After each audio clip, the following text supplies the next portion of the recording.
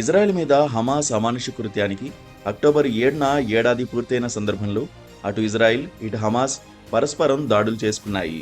1200 మంది ఇజ్రాయిలీలను హమాస్ ఊచకోత కోసిన దారుణాన్ని సంస్మరించుకుంటూ వారికి నివాళులర్పిస్తూ ఇజ్రాయిల్ అంతటా కార్యక్రమాలు జరిగాయి.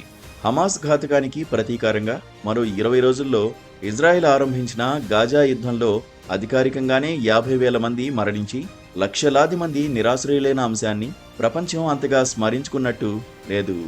అమెరికా అధ్యక్ష ఉపాధ్యక్షులు ఏకగొంతుతో హమాస్ దుర్మార్గాన్ని చీల్చి చెండాడుతూ ఇజ్రాయిలీ మృతులకు ఘన నివాళులు అర్పిస్తూ గాజా బాధితులను ఓ మాటగా తలుచుకున్నందున సంతోషించాలి.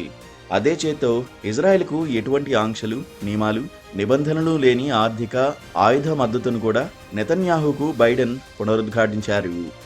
గాజా యుద్ధానికి ఏడాది దగ్గర పడుతున్న తరుణంలో నెతన్యాహు ఎంతో తెలివిగా యుద్ధక్షేత్రాన్ని మరింత విస్తరించాడు. గాజాను నేలమట్టం చేసి సామాన్యులను ఆకలితోనూ అనారోగ్యంతోనూ చంపివేసినా కూడా ఆయన మనసు శాంతించలేదు. మరోపక్క ఇజ్రాయెల్ పైకి చెబుతున్నంతగా హమాస్ దెబ్బతినలేదు అన్నది ఆయనకు, అమెరికాకు తెలుసు. హమాస్ వద్ద బందీలుగా మిగిలిపోయిన తమ వారిని విడిపించలేదన్న కోపం ఆ కుటుంబీకులకు, మిగతా ఇజ్రాయేలీలకు ఎంతో ఉంది. దేశవ్యాప్తంగా నిరసన ప్రదర్శనలు మిన్నంటిన దృశ్యాలు అనేకం చూశాం. ఈ నేపథ్యంలో కాలు వెనక్కి తీసుకోవడం కంటే యుద్ధాన్ని విస్తరించడం రాజకీయంగా తనకు క్షేమం అని నెతన్యాహు భావించినట్టు ఉంది.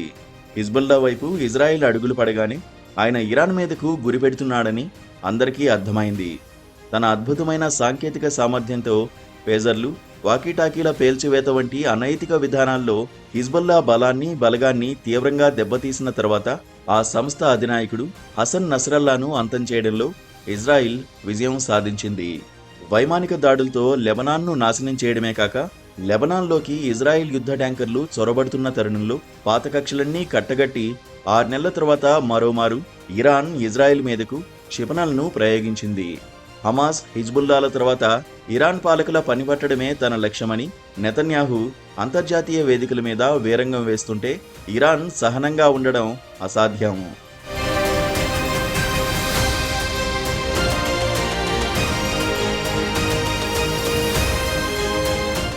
ఇదే ఇజ్రాయిల్ ఆఖరు యుద్ధం. శత్రుశేషం మిగలనివ్వను అంటూ నెతన్యాహు సరిహద్దులన్నీ అతిక్రమిస్తుంటే అమెరికా ఆయుధ సాయంతో వంతపాడుతోంది. ఇరాన్ మీద ప్రతీకారానికి సైతం ఎగదోస్తోంది. చమురు క్షేత్రాలు తగలబెట్టుకోగాని అణుస్థావరాల జోలికి పోవద్దని హితవు చెబుతోందట. ఇరాన్ అణుస్థావరాలను నాశనం చేయగల సమర్థత ఇజ్రాయెల్కు ఉన్నదా లేదా అన్నది అటుంచితే వాటి జోలికి పోతే ఏమవుతుందన్న విషయం అమెరికాకు తెలుసు. ఇజ్రాయిల్ సైనిక స్థావరాల మీద, మొసాద్ కార్యాలయం మీద క్షిపణులు ప్రయోగించిన తర్వాత ఇక చాలు అన్న అర్థంలో ఇరాన్ ఓ ప్రకటన చేసింది. కానీ హిజ్బుల్లా అండదండలు దూరమైన ప్రస్తుత స్థితిలో ఇరాన్ను దెబ్బతీయడం లక్ష్యంగా నెతన్యాహు అడుగులు పడుతున్నాయి. ఉక్రెయిన్ యుద్ధం ఆరంభమై కొనసాగుతున్న కొత్తల్లో అమెరికా, దాని మిత్రదేశాలు చేసిన వ్యాఖ్యలు, చెప్పిన హితవులు చాలామందికి గుర్తుకొస్తున్నాయి.